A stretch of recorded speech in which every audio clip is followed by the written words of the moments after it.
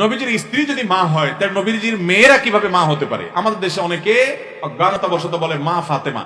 ফাতেমার নয়নে মনি হযরত আলীর জান।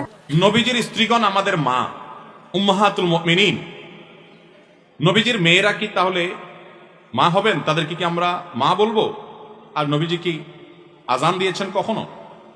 ভাইরা আমার, কোরআনে কারিমে আল্লাহ রাব্বুল আলামিন বলেছেন ওয়া আজওয়াজুহু উম্মাহাতুকুম। নবী করিম সাল্লাল্লাহু আলাইহি সাল্লামের স্ত্রীগণ, পত্নীগণ, সহধর্মিণীগণ তারা হলেন তোমাদের মা, তারা হলেন তোমাদের। নবী করিম সাল্লাল্লাহু আলাইহি সাল্লাম আমাদের জন্য আধ্যাত্মিক এবং রুহানি পিতা তুল্য, এবং তার স্ত্রীগণ হলেন আমাদের মায়ের মতো মর্যাদার দিক থেকে। শুধুমাত্র মর্যাদার দিক থেকে না, বিধানগত ভাবেও।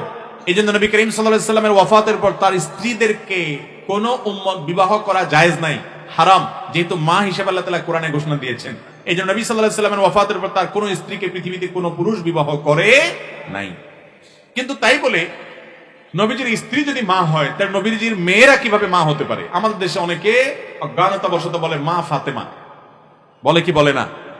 মা ফাতেমার জারি গান শুনছেন আপনারা? ছোটবেলা আমরা বহুত শুনছি, ক্যাসেটের মধ্যে জারি গান চলতো না? মা ফাতেমা কান্দা বলে, কান্দা কয়, শোনেন না জারি গান?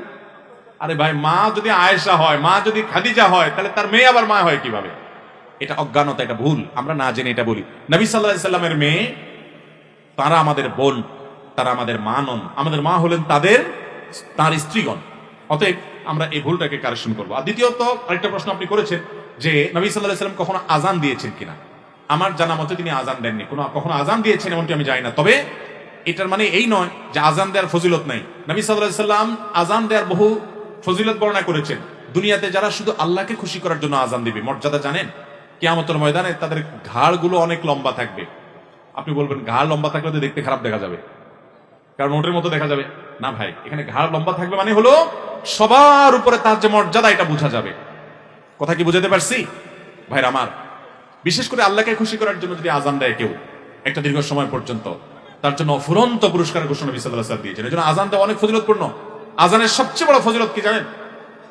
আজান যিনি দিবেন মুয়াজ্জিন, আল্লাহকে খুশি করার জন্য যদি দেয়, পয়সার ধান্দা চাকরি হিসেবে না দেয়, প্রফেশন হিসেবে না নেয়, সে এই চিন্তা থেকে দেয় যে আমি হাইয়া আলাস সালাহ ডাক দেবো, আমার ডাকে যারা আসবে নামাজ পাঠ করবে, আদায় করবে, এটার জন্য আমি ভূমিকা হিসাবে থাকলাম, আমার কারণে মানুষ আসলো।